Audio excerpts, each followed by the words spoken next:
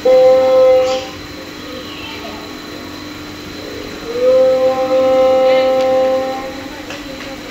Krishnakoli Mahato, MA PhD.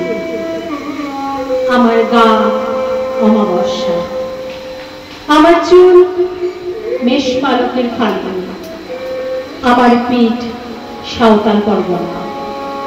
আমার দুটো থাক, একটা বাঁকুড়া, একটা পুরুলিয়া। আমি গড়িয়াহাটের মেয়েদের মতো আরশোলা দেখলে ভয়ে পালিয়ে আসি না। বোমায় বাহা দূরে যাওয়া বাবা কতবার আমার বই পড়িয়ে দিয়েছে, কতবার আমার দুঃখী মা বলেছে মেয়েদের বড় হতে নেই। মা, আমি ইউরোপ থেকে ডাক পেয়েছি, এই দেখো ইমেল। দলিত সম্মেলনে আমি পেপার পড়তে চলেছি। মা, আমি তোমার কৃষ্ণকলি মাহাতো, এমএ পিএইচডি। আমি যার কাছে পিএইচডি করতাম সেই প্রফেসর আমাকে রায়চকে নিয়ে যেতে চাইলেন। আমি বললাম, কেন রায়চক কেন? উনি বললেন, রায়চকে না গেলে পিএইচডি পূর্ণ হয় না। আমি বললাম, আমি আপনার ফ্ল্যাটে যেতে পারি? উনি আঁতকে উঠে বললেন, না না, আমার বাড়ি না। আমার পিএইচডি 1 বছর পিছিয়ে গেল। আমি ফোন করলাম, স্যার আমি রায়চকে যাব। হোটেলের ঘরে তিনি আমার মুকুট মরি করে হাত দিলেন, আমার সাঁওতাল পরগনার মুখ খুলে ফেললেন। হা হয়ে দেখতে থাকলেন আমার বাঁকুড়া, আমার পুরুলিয়া। আমার দুই অগ্নিগুলোকের কাছে মুখ নিয়ে এলেন।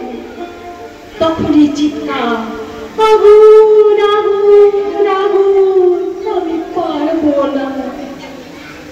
সেদিন আমার প্রফেসর আমাকে ফেলে পালিয়ে গেল।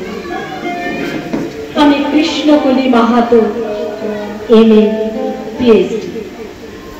কত কষ্ট করে, কত অপমান সহ্য করে, জঙ্গলে রাত জেগে বই পড়ে আমি এখানে এসেছি।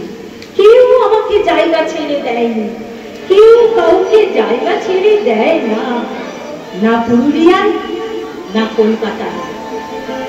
মা, আমি চেকিং করে ভেতরে এলাম। মা, আমি ইমিগ্রেশনে দাঁড়িয়ে বাবাকে দেখে রেখে মানুষটার একটা হাত নেই। অফিসার আমার নাম উচ্চারণ করলেন, কৃষ্ণকলি মাহাতো। আমি বিমানের সিঁড়ি দিয়ে উঠছি মা, বিমান সেবিকা আমাকে ম্যাডাম বললে, আমাকে আমার নাম্বারে নিয়ে বসাবো। আমি সিট বেল্ট বেঁধে ফেললাম। প্লেন রানওয়ে ধরে দৌড়তে শুরু করেছে।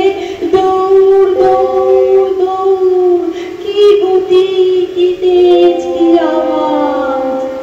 আমার মনে হলো বিমান রানওয়ে ধরে দৌড়চ্ছে না, দৌড়চ্ছে আমি আমি আমি আমি কৃষ্ণকলি মাহাতো, এমএ পিএইচডি। আমি কৃষ্ণকলি মাহাতো। নমস্কার।